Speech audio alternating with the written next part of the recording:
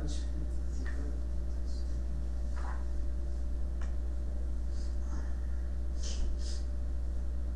So right now we will discuss about checklist preparation.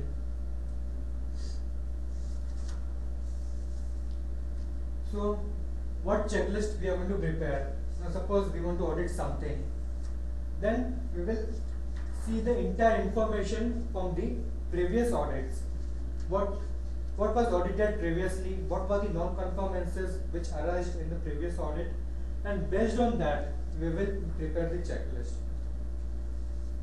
Then what are the known quality problems, that also we will try to see. Then what are the management priorities? Now suppose management is informed that this so and so department has to be audited, so that also we will try to audit, or those parameters we will try to see this quality parameters, whether it is affecting the product, the quality of the product or not, that we will try to see. Then we will also judge the quality manual procedures, processes, if any changes have been made and those changes are in relevance with the standard or not, that also we will try to see. Then we will try to see descriptions and regulations regarding the same. Then company catalogs, do they need to be changed, or if anything new service or new product which we have launched, do we need to put the same thing in the catalog, that also we need to audit. Then also based on your judgment and your consideration, your experience, knowledge and everything, you will also prepare the checklist. So these are the basic things that you will prepare the entire list, that these are the things that I am going to check, like this.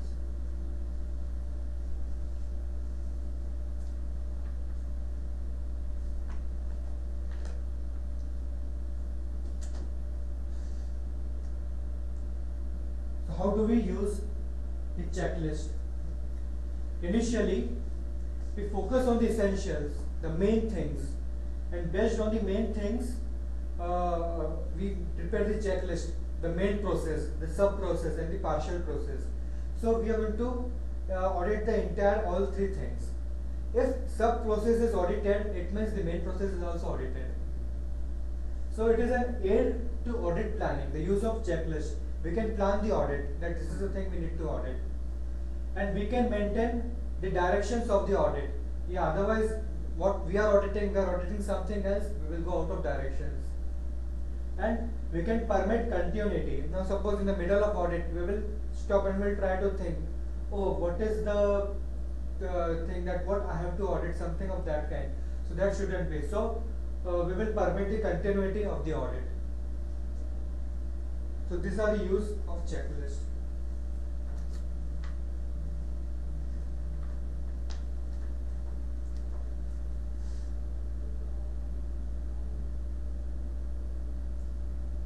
So also there are certain advantages and disadvantages of using checklist. Advantages are that it will focus on specifics. This is a specific thing, these are the things, and that only I am going to audit, nothing extra. It is an ad memorial. It means suppose if you forget something to check, so just by using the checklist you will come to know, yeah, this is the department and this is the sub process which I wanted to check. So means you don't forget anything during the audit. And it is also used for note taking. Now suppose this is the point, you can write notes for that, I have seen this and this department is good, what evidences that you can collect, you can write on that questionnaire. So like this it can be used for note taking also. But there are certain disadvantages of also of this checklist. First, it is not flexible. Now suppose you want to audit something and that person is not is not prepared for that kind of process or sub process and is ready for certain other process. So it is going to create inflexibility between you and the auditee. Then it becomes a questionnaire, just question answer format. So that shouldn't be. While audit should be that you are checking something objectively as per the objective evidence. So it shouldn't become a questionnaire. And it is a copycat audit. So it means next time also, even after 3 months, when you try to audit, it will be the same thing, nothing extra. So there are certain disadvantages also.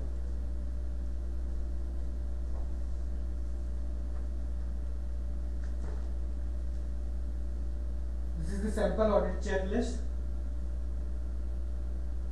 where audit report, process audited, applicable documents, auditors. This we will discuss now in the workshop. We are going to have a workshop. In this we will discuss the entire thing. Sample audit checklist.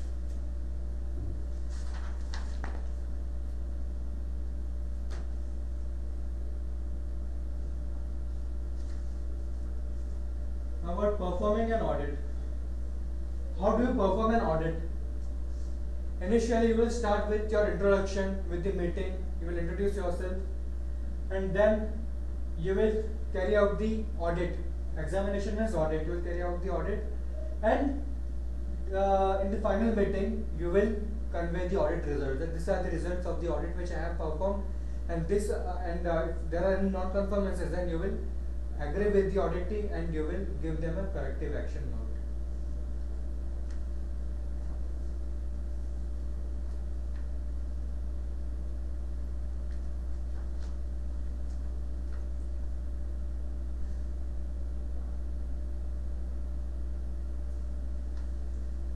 What are the audit steps?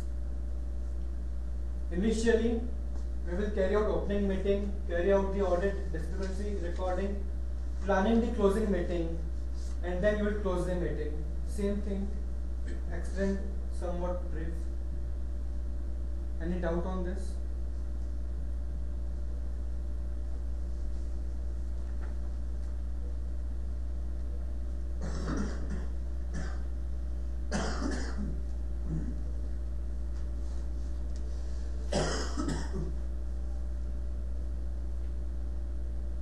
There are certain audit techniques which we should know, that in each audit location are procedures, instructions and process descriptions. Suppose in the lab, you are auditing the lab, so in the lab are procedures available, instructions and process descriptions available. Is it understood by the lab assistant, lab technician, everybody? Is everything applied over there? Is the information adequate? And do the process output meet the requirements? Do the results of the test or analysis meet the requirements of the international standard? That also you need to see. And also you are auditing the system and not the person. Remember, because if you are auditing the person, you might have something personal with that person. So audit the system and not the person. Then internal audit is not a quiz competition that you will just keep on asking them and they won't answer something of that kind. So it is an audit and not a quiz competition. And you are an auditor today and auditee tomorrow. Tomorrow that same person is going to audit your organization. So try to be good with him and try to support him in the audit process, because tomorrow also he is going to be an auditor and even you need to support him in the audit process. And because of that reason only the organization can go for continual improvement based on their goals.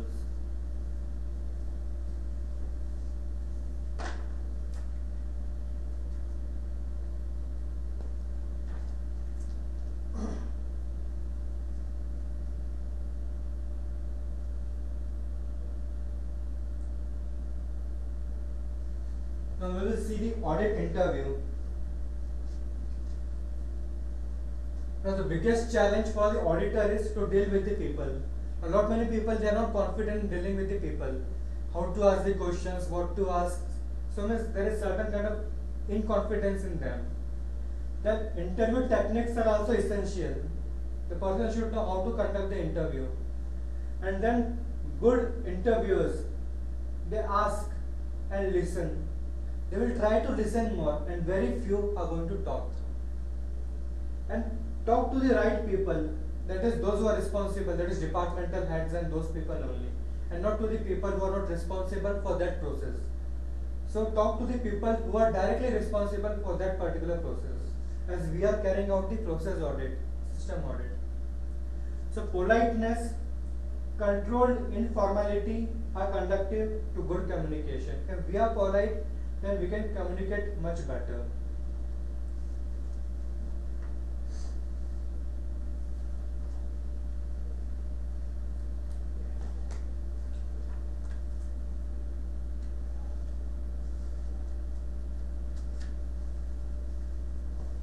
So we also need to show interest in the people, what they are saying. We should try to listen to them, and we should have lot of patience and without any kind of misunderstanding what the person is saying. And we should avoid interruption, contradiction. Now suppose auditor is saying something, let him complete his sentence completely. Then and then only the person should ask what questions he is having, the auditor should ask. So we should avoid interruption and contradiction. And remember, please and thank you are some of the good words that auditor should use.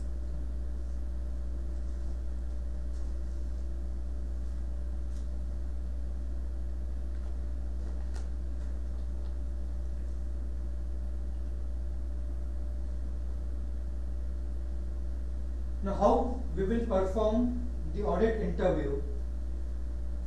Initially, just make an introduction of yourself, then you note the contact person's name, then you will ask questions according to the process descriptions, procedure, instructions. Just you ask the questions that can you explain me the entire process, how do you carry out, and you will also check whether the entire process is as per the documented procedure or not. Then you will ask what is the process, what is the procedure, where it is applicable, then when was this process applied, then why this particular thing is being applied in this particular department, whether it is applicable or not, and who is the main responsible person, and how the process is entirely carried out. So that are questions you can ask. And you can note that result of each conclusion state that the demonstrable events can be traced back that lead you to make the conclusion. Now suppose the entire process is there, then you can track the entire process at any of the stage, and you can come to know that yeah, on this particular process or sub process there was a mistake, and because of this the process went wrong. So tracking is much more easier.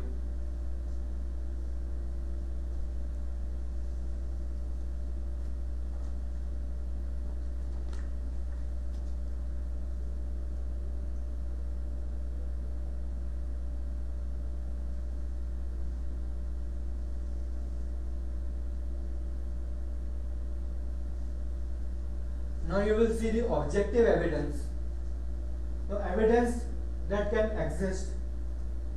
Then what is objective evidence? It means it is certain kind of evidence based on which you agree that there is no any kind of non-conformance and the system is very good as per the process of the standard as mentioned by the standard ISO 9001:2000.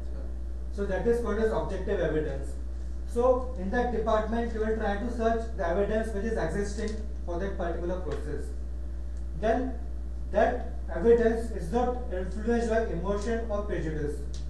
Means suppose your friend will say that no, just because you are my friend, just say that everything is good. It is not influenced by emotion. Objective evidence should be stated that because of this reason there is no any non-conformance, or there is a non-conformance because of this reason. So an objective evidence is everything about the quality, whether quality of the product or service is good or bad. That is the objective evidence. And it should be countable, quantitative. It means you should be able to say that it is good to that extent, bad to that extent. And it should be qualitative also. Means it can be measured by a degree to which the system or the process is failing. That also you should be able to detect, and also you should be able to document and report to the top management. Also it can be verified, that is documented and based on observable phenomena. So that is verification means how will you verify that whether the evidence is objective or not, because you are having certain supportive documents for that, such as test reports, results, collection of soil sample. So all these records you are going to generate and you are going to keep. So based on that, the entire evidence can be judged and verified.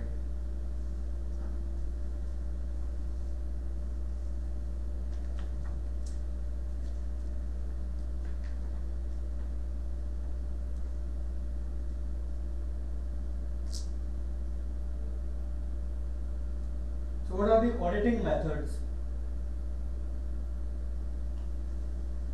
Visual, verbal, factual and reference. So initially in the visual you will see what are the details. You will observe the details and you will come to know that everything is in line with the standard and there is no any such kind of non-conformance. Verbal, any information given by your colleague, that is the verbal. Factual, that is based on specific instance, such as the process is being carried out and you, because you are in the department, you have seen all the records generated, everything, test results, reports. So based on that facts you will judge, and by your common intuition or logical sequence that you can give the decision as per that. And reference, that is for correlation. Now suppose means you have to conduct all the entire test as per the reference and specifications of international testing materials, or certain specifications you might be having.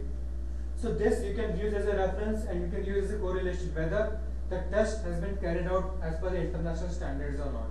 That also you need to see.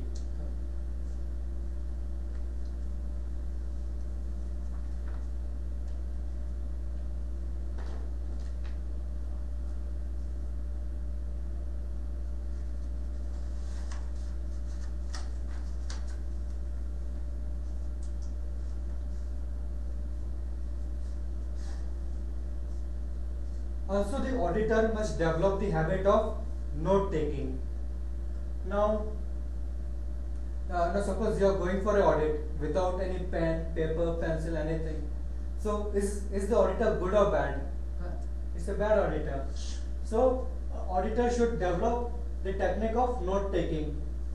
He should note the documents, statements of the persons, batch numbers, then references for that particular process, so that whenever he is going to report about the evidence of confirmation to that particular process, he can state everything. That because of this reference numbers, I suggest that this process is in line with the quality management system as per the requirements of the international standard ISO 9001:2000. Like this a person can do. Then subsequent investigation also becomes very easy, because it is an investigation to the next department, tomorrow's department by the colleagues.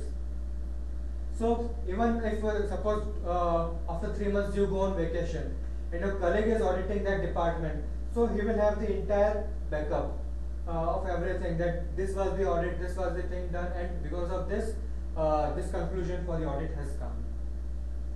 And notes must be legible and retrievable. Legible means person should understand what you have written. Your handwriting should be good. Otherwise, audit report is prepared, nobody can read it. So that shouldn't be. And retrievable. Now suppose it is there in your drawer and drawer is locked and you go on vacation. So that shouldn't be. Means when it is there, it should be retrieved. So these are the basic things of taking the notes.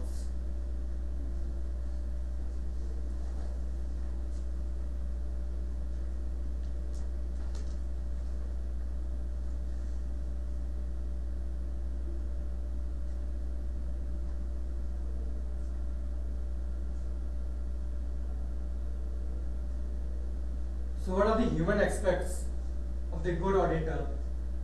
That he should speak clearly and simply. He should look at the face of the person while speaking. Then he should rephrase the question if necessary. If suppose what you are saying, the person hasn't understood, then you should rephrase your question, or you should repeat your question to the person once again. And you should not project superiority as if you are the only auditor in this company. Such kind of superiority should not exist. And ask the right person. Now suppose you are auditing the sales process. You audit the sales manager or the sales person in charge. Do not ask anything which is not relevant to the computer operators over there. So ask the questions to the right person over there. And always smile and be relaxed. And smile, it relieves all your tensions and everything. So if you are relaxed, then you can make the auditee relaxed, and because of this, the audit process can be very successful. And you also have to be unemotional and impractical. You shouldn't, because he is your friend, no, not that much, because you are auditing the system and not the person. So if there is any fault, there is fault in the system and not the person. And suppose if you interrupt for certain thing, now suppose you want to ask something, you should apologize. Okay, I apologize, but I want to ask one particular thing. Like this, you can ask the question if you interrupt in middle. And do not look for the trouble. You don't have to look that there are certain mistakes in the system. You are looking for the evidences. You are not looking for the mistakes. You are looking for the evidences in support of the system. And give praise when deserved. Let's suppose somebody in that particular process has done a very good work. You need to appreciate him. You need to praise him, so that even he will be happy, and during the next audit he will support you much more. So these are the basic things.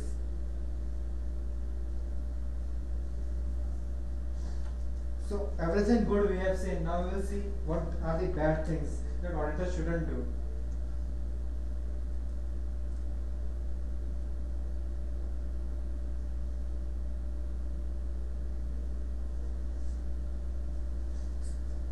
Being an auditor, you shouldn't ask too many questions at once. Only one question, get the answer, then you ask the second question. And suppose if you don't understand anything, say that you don't understand what the person is saying and tell him to repeat once again in a very polite manner. You shouldn't answer your own question. Suppose you will tell that, okay, who is the person doing so and so process? Then you will go, oh, I understood. Yeah, you are the person doing so and so process. So you shouldn't answer your own question. Or suppose if I say that how do you eliminate bugs in the software process, then if you start answering, then you shouldn't say, okay, yeah, I understood. Then you do this, you do that, you do this, you do that. So like this, you shouldn't answer your own question. Let the auditee answer what question you have said. But sometimes I ask him, he doesn't understand what I am saying. Yeah. This was wrong. I explain what I do. Yeah. Okay. So, and even the good auditor should give enough time to answer. You shouldn't say, like, oh, 5 o'clock officer is going to, and let us finish the audit very soon. So, though you are his colleague and he is your colleague, but that shouldn't be, time constraint shouldn't be. So, means you should also give enough time for the auditee to answer what questions you have asked. You shouldn't get into an argument with the auditee. If it is not satisfied, if it is not getting done, just let it be. Don't get into the argument. And you shouldn't rely on your memory. That you should take all the checklist, everything, before going to the audit. Suppose if you say that, yeah, I know everything and I can audit. When you go to the audit, you are definitely bound to forget something. And because of that, the audit won't be successful. So always use a checklist. And you should be subjective to opinions. Now suppose any opinion or decision which you are taking, you should be able to provide enough justification for your decision. Why there is a non-conformance in that particular process or department, or why the department is very good and it is meeting the requirements of the international standard. That you need to give a subjective opinions. Then taking sides. Suppose you are auditing your friend. Okay, means the person in another department is your friend.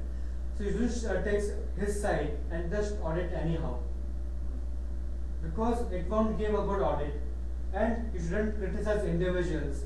Now suppose you are auditing and you find non-conformance, and you know the reasons of non-conformance. Then you shouldn't say that, oh, our boss is like that, or even in my department the same thing is there. So you shouldn't criticize the individuals. So these are some of the bad practices what auditors shouldn't do.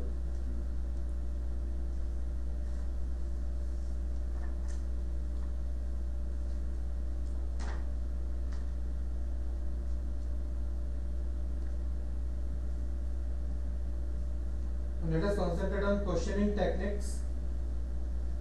So whenever you ask the questions, you should always ask the right questions to the right person. Suppose if you are asking something to the computer operator, he doesn't know, so he won't be able to answer that thing. And always ask open questions. They're very simple. Now suppose avoid closed questions. Now suppose, are you responsible for this kind of work? That is a closed question. You can ask directly, who is responsible for this kind of job or certain thing of that kind. So you should ask the questions in this similar fashion.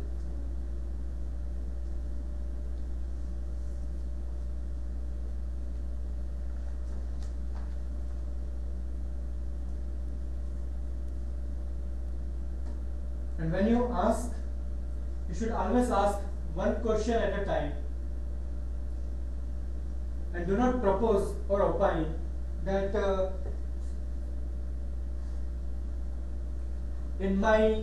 I think that this process should be modified as per this, or we need certain kind of things.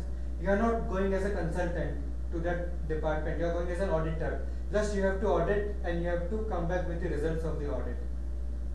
And remember, as an auditor, it is your job to assist the auditee in identifying all non-conformances and disposing them systematically.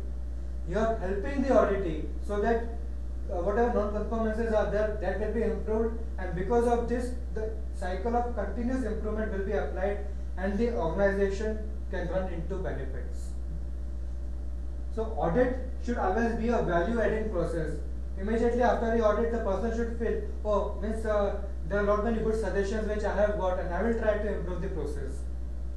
And if the auditee fails in some ways, if the auditee is failing, then you as an auditor have also failed. So even that we need to remember.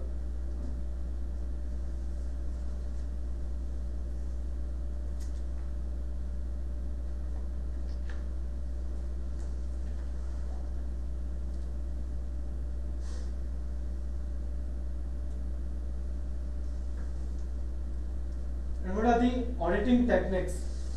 First, we have to ask certain thing, and then we have to verify what we have asked is actually, what he has answered is actually as per his answer or not, and then we will observe what he has said.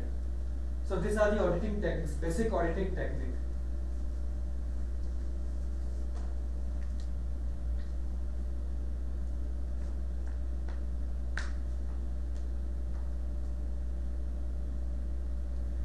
So there is one story.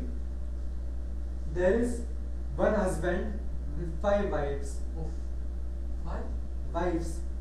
of king. Yeah. Definitely he may be king. And their product Yeah. is one. Only one. The only one. Maybe other guys. No? Yeah, maybe. So we will discuss about Yeah. one husband, 5 wives, and their products. Yeah.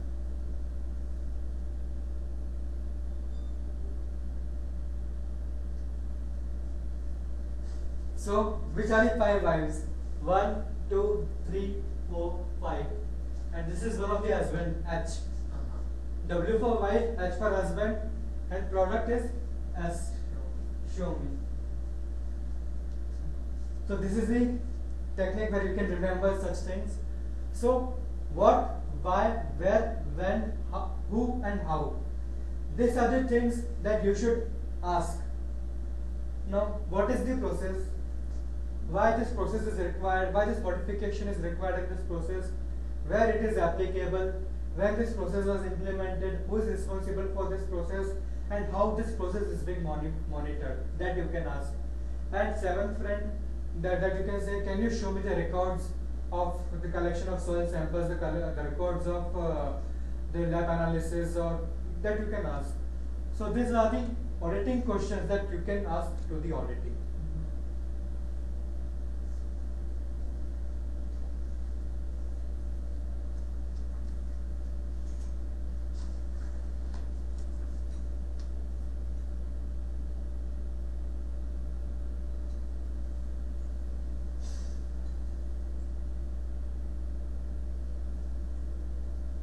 So in the audit documents, what are the things which are required? So in audit documents we need checklist, before going to the audit, question is for accessing the quality assurance elements. Then forms needed for reporting purpose. That form also we will see, that non-conformance form, how to report the non-conformance. And accordingly we will prepare the audit report and audit NCR.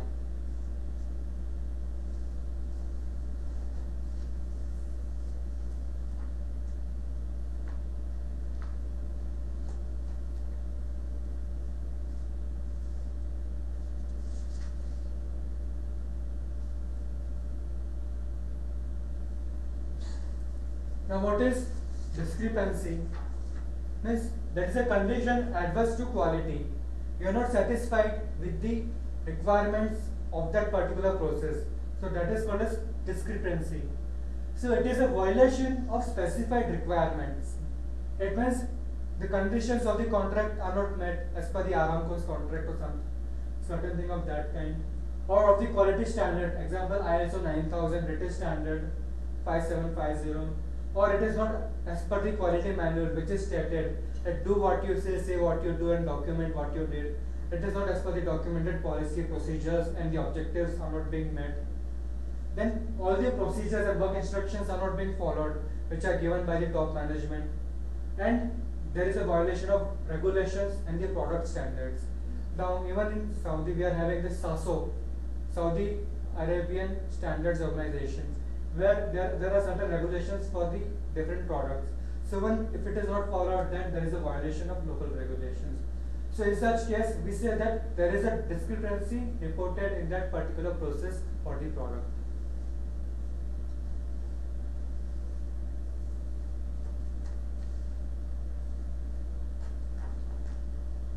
So this form we will use for writing non-conformance report.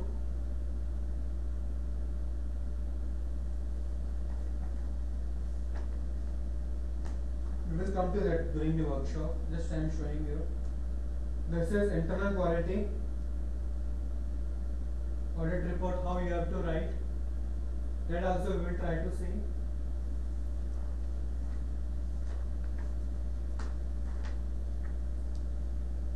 Just see this slide, judging non-conformances.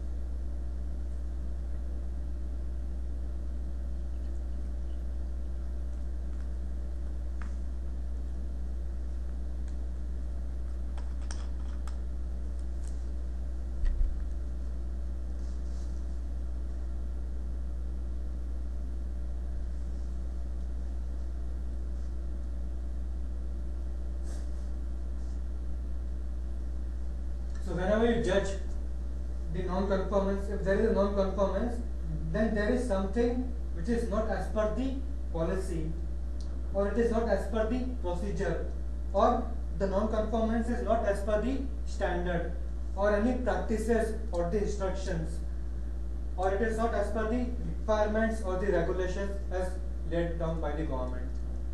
So it is non-conformance, it is significant to the system, to the process. So what's the difference between NCR and CAR? Okay, NCR is non-conformance report, Okay. and CAR is corrective action report.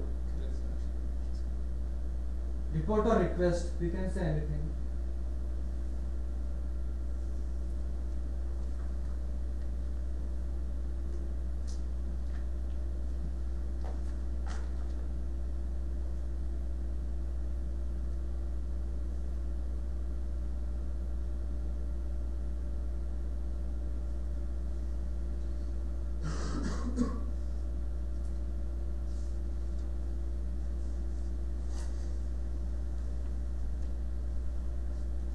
Now what is non-conformity reporting?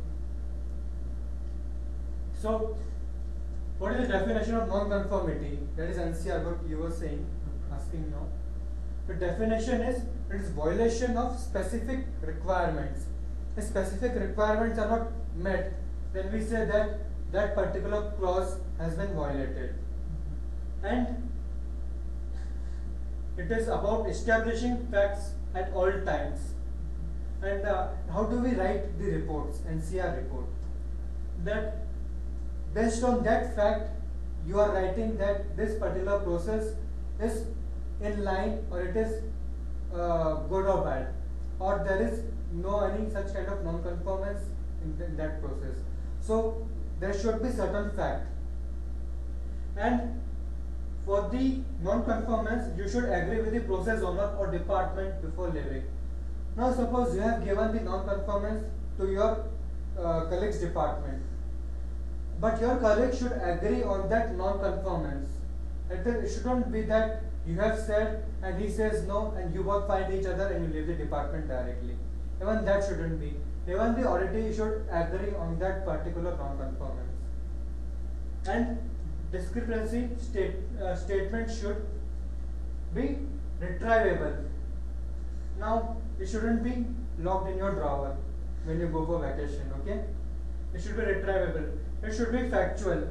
It should be based on the facts. That these are the facts, and because of this I am giving a discrepancy.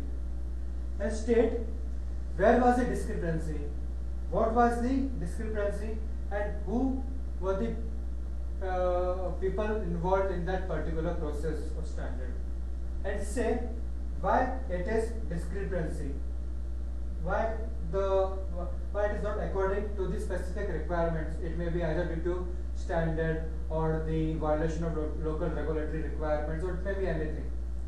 And you can always use the local terminology, or you can just directly say not meeting the Aramco's requirements. And you should be helpful to the auditee so that he can solve this kind of non-conformance in his department. So once again I repeat, audit is not a fault finding activity, it is an activity for improvement.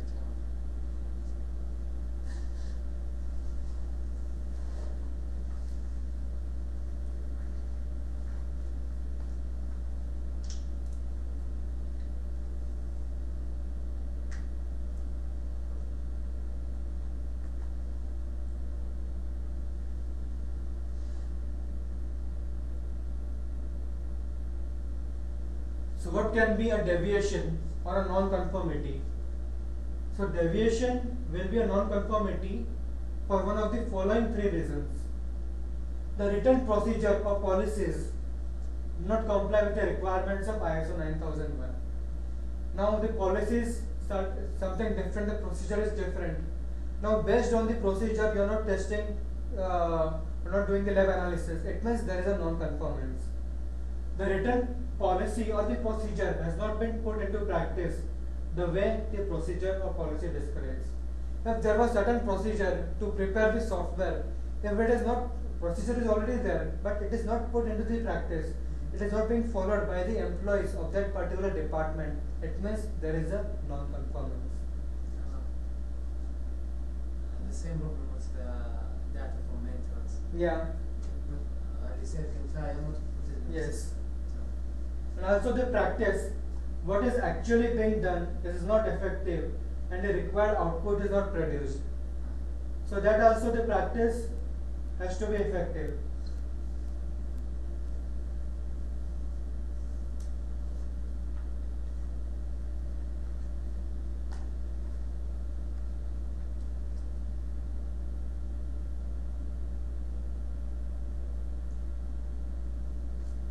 What should be the content of audit report? The audit report should contain report reference, the date of the audit, the processes, departments to be audited, the audit scope, audit basis, on what basis you are going to conduct the audit, procedure, documented references, observations.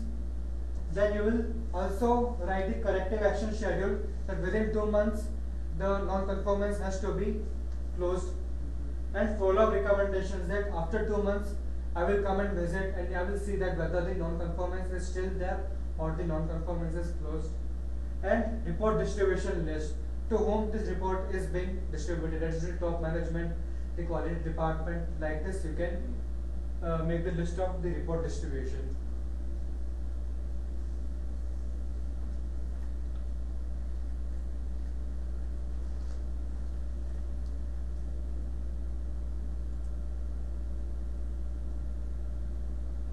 Now, what to leave out from audit report?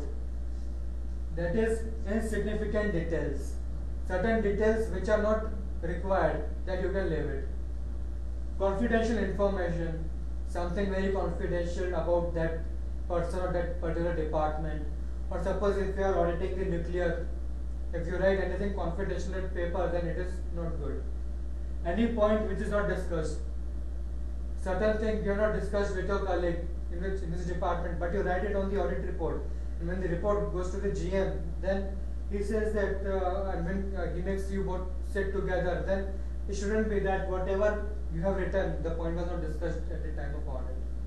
And ambiguous statements, any bad statement, oh, this person is not good, department is not good, and it cannot be improved. Don't give any such kind of statements in the audit report.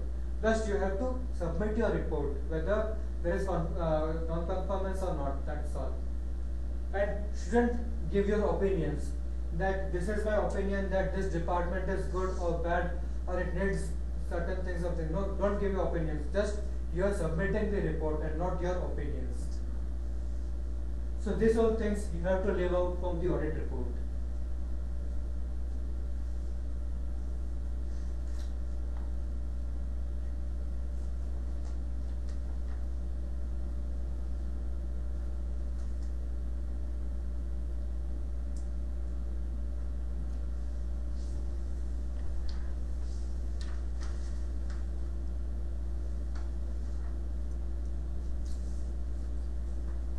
Next, you can read loudly, one by one. The responsibilities of the company for which the audit is being performed. Inform the staff affected by the audit of the objective and scope of the audit. Nominate an employee to be responsible for accompanying the audit team. Supply all resources needed by the audit team. Guarantee the access required to operating plant and documentary and other evidence. Cooperate with the audit team. Establish and introduce corrective actions based on the audit reports.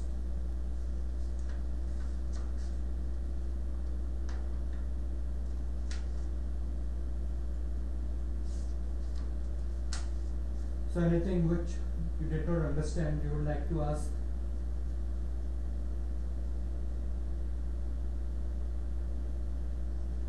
Now, supply all resources needed by the audit team. Now, suppose if you are going for a petrochemical complex, so you also need helmet, safety shoes, so that you are safe. And guaranteeing the access required. Now, suppose to enter any plant, you need a gate pass, so that they should arrange for that. Cooperate with the audit team.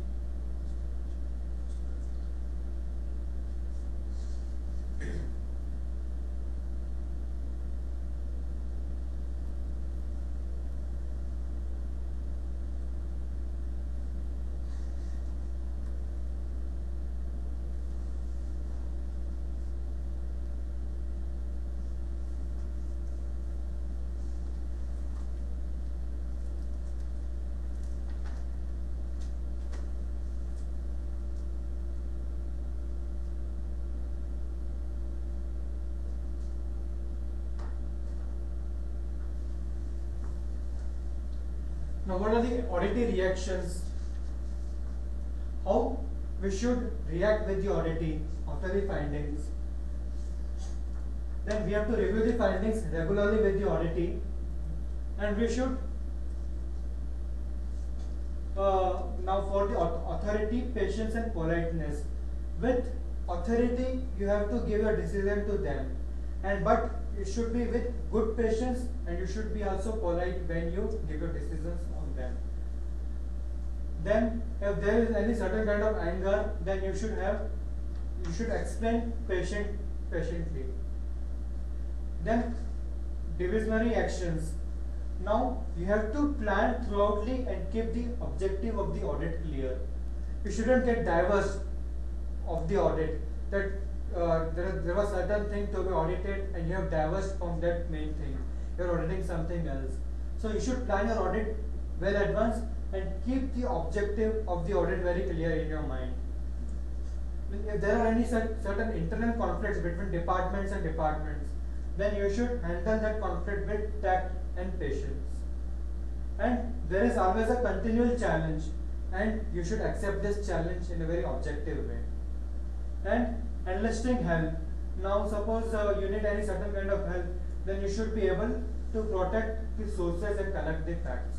You should you should give them confidence that whatever information they have given shall remain confidential, and because of this you can collect not many facts, and you can protect them, their internal requirements.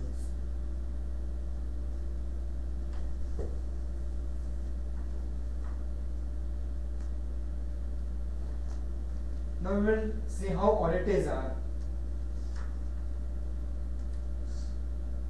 When you go to the auditors department, so some of the auditors, they keep on arguing with you. No, this is not the mistake, this is not the mistake. So they are argumentative and they are always undisciplined.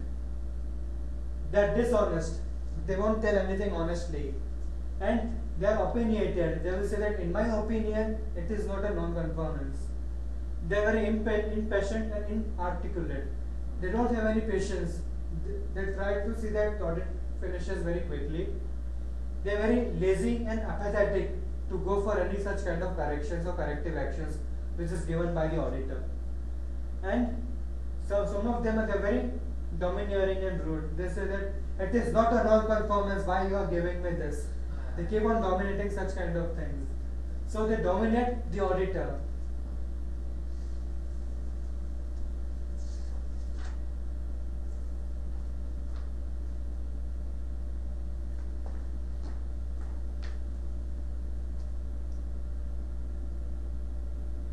So this, they may ask you in the exam, what are the good qualities of the auditor?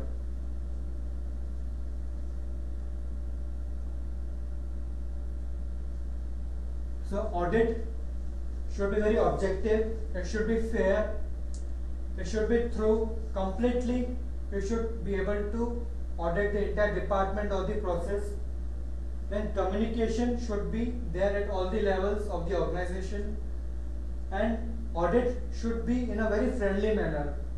You should make the auditee relaxed. You should conduct the audit with patience, lot of patience, not like that and after 5 o'clock I need to complete the audit.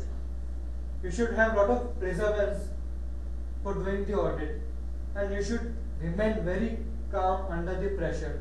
Now suppose the office is there after 5 o'clock and you are told that you should start the audit at 6 o'clock in the evening, complete the audit by 10 o'clock. You have to go home, but still you are under pressure. Still you have to remain calm even if you are under pressure, and do the audit in a very good manner. And you should also be calm under provocation. If there is certain kind of situation, you should remain calm, and then only you can audit in a very good manner.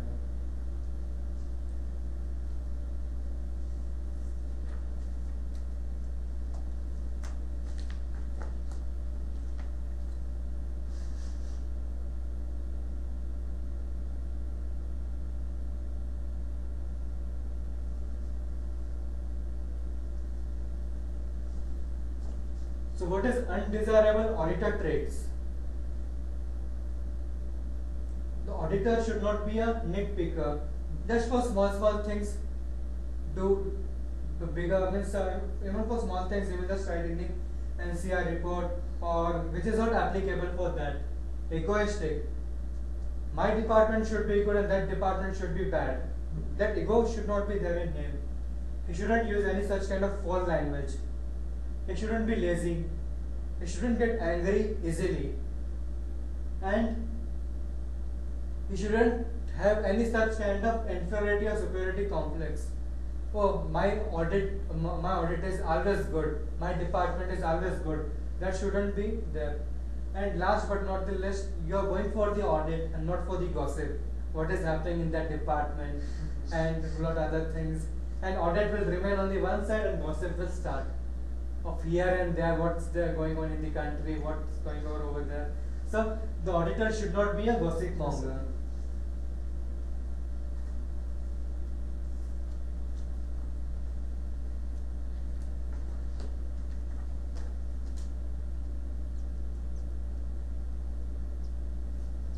So how the auditor should be, even this is important.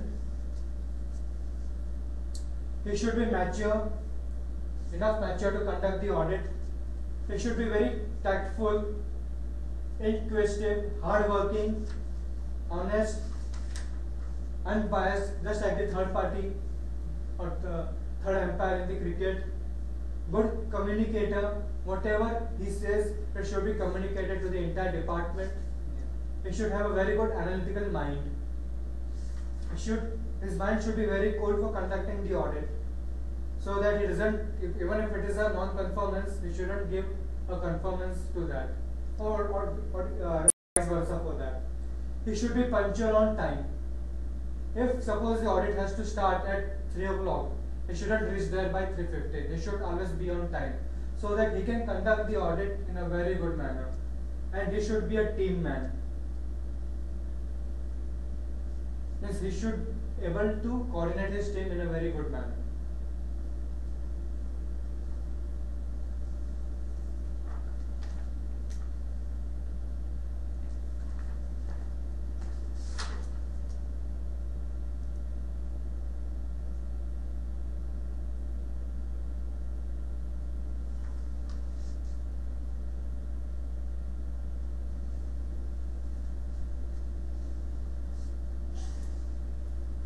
Now audit team meeting.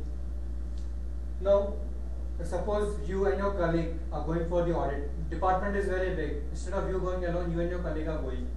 So either of the one person will be team leader. Maybe suppose you are the team leader, then what you should do? So you should have control over the entire team, and you should tell him that this is the thing that you should audit, and you should, means it can be distributed or it can be a combined joint audit. Then team completes discrepancies. Whatever discrepancies are there, that they will collect and they will discuss among themselves, and they will review.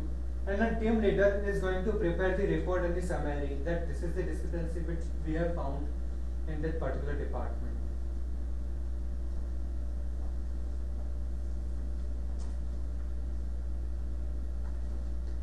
Now that was for the team leader, and we will talk about the second man who is in the team, how he should react. The second man in the audit team, he should remain impartial, and he should add objectivity to what team leader is saying. If suppose there is a non-conformance, he should try to find out some more evidences so that the non-conformance is proved. He notes, watches and listens. Whatever the lead auditor is saying, he just makes a note of it. He corroborates, he shares the leadership of the team leader.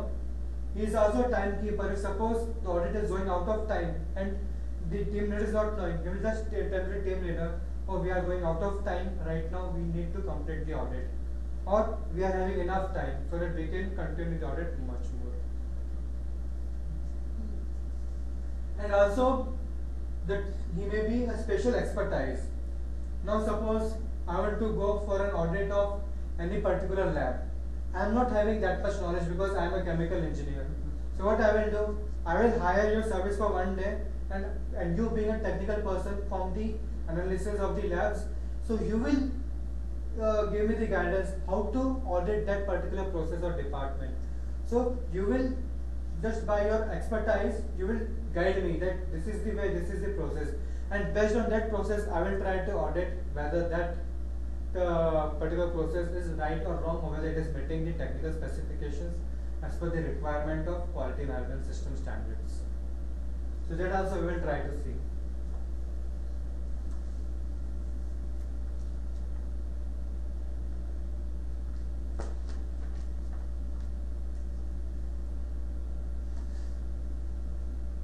Now how will you track the individual process. If there are not many processes in the industry, then how will you track? You will prepare the design documents that this is the particular design of the entire company, and based on this I will audit this and this things.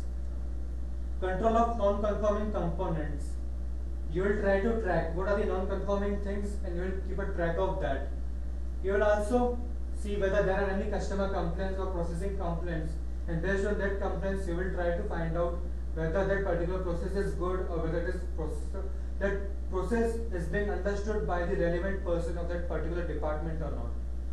And you will also see at the receiving inspection whether that thing is proper or not.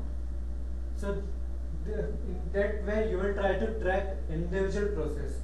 For example, tracking of the process of printing the samples from the customer. So you will apply all this and then you can come to know that there is a non-conformity line in that particular area.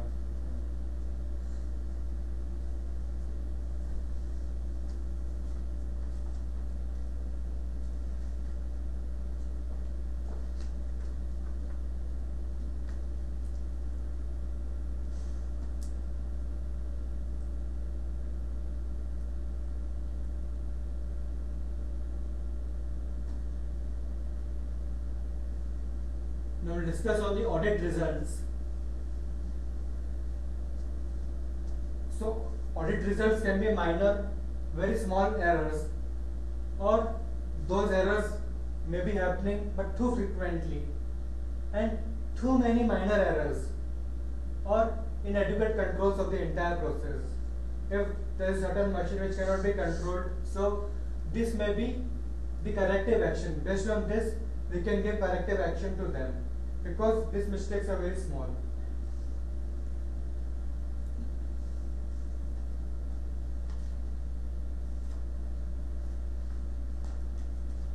These are some of the examples of non-conformances. You can read. The testing procedure does not include information on the characteristics to be tested, and in particular inspection categories that can be applied in all cases.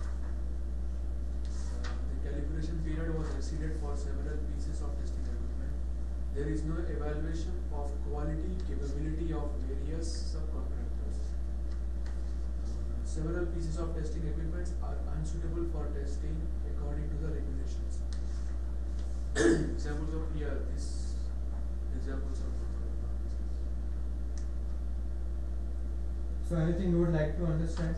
procedure not included, calibration was exceeded, no evaluation quality, and several pieces.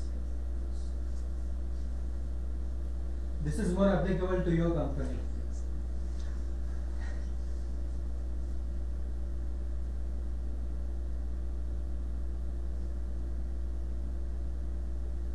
Okay.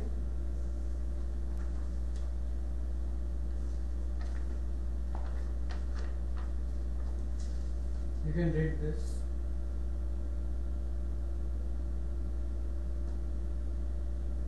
Example of non-conformances: no inspection instructions, no regulated procedure for control of non-conforming products and corrective actions, no system for evaluation of subcontractors, no clearly established quality policy, no regulated procedure for document control, quality objectives not defined. So anything which you did not understand in this?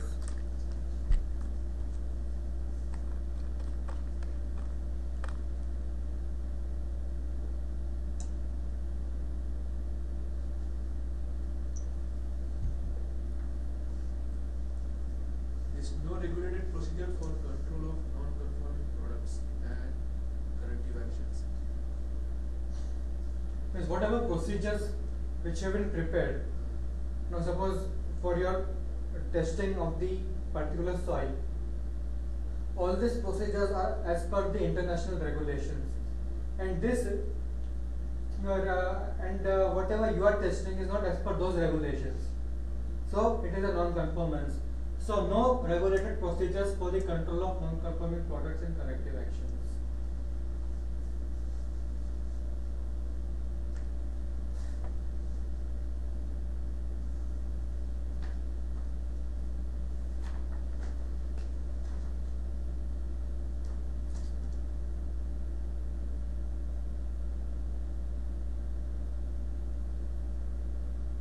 Now, what are the examples of the evaluation of deviations? What are the possible effects?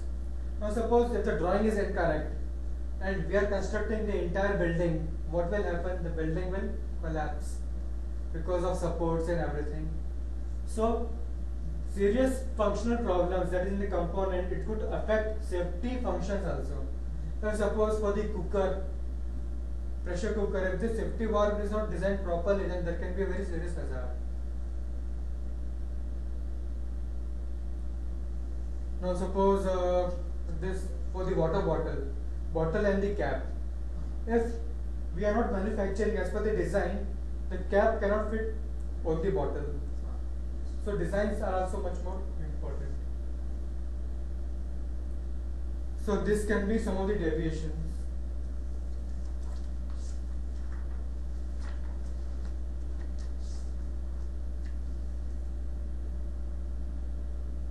So what are the examples of evaluation of deviations? Now deviation may be, suppose a particular drawing is not checked or inspected. Possible causes may be always saying, oh, this is proper, just they will sign directly. And instructions how to inspect the drawing, that is not available. And therefore there is lack of inspection. And third, instructions are available but it is ignored because, oh, I am knowing everything, so people check it.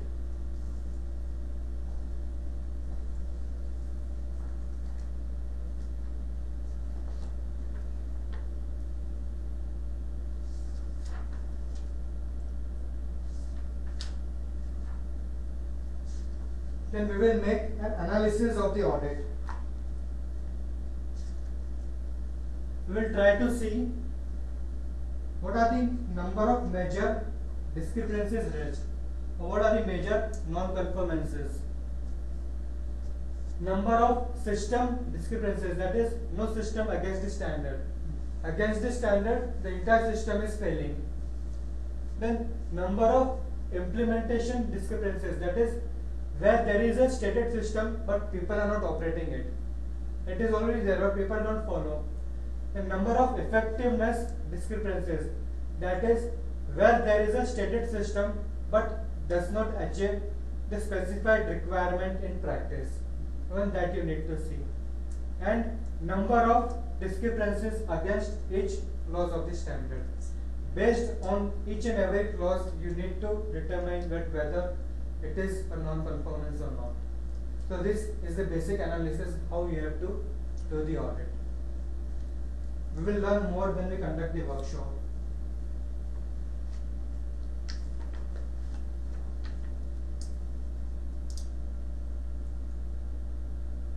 So this is summary of the audit process. First, you will prepare the audit schedule. You will allocate the dates, locations at this particular department and periodicity. After every 3 months, you will do the audit. Appoint the auditors, meetings, visits, leave, courses, etc. You will prepare the audit plan, processes, department, auditing, time. Then you will do the audit. You will collect all the NCRs. Then you will plan for the action and how the NCR has to be disposed. How you will close that non-conformance.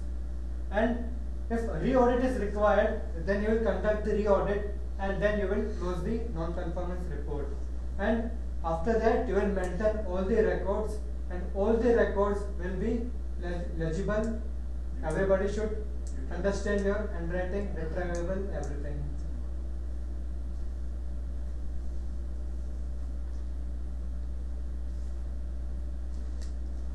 So what are internal audits? So internal audits are strong management driven system plus professional credible auditors. If the management system is good and if the auditors are good, then all the internal audits will be very effective, and based on the effectiveness of the audit system, we can make any of the organization achieve its goals, achieve its objective as per the stated policy and the procedure. And when the company is following that and when the company is auditing everything, they can always implement continuous improvements in their organization. And because of continuous improvement, the company can definitely benefit by implementing such kind of quality management systems. Any doubts?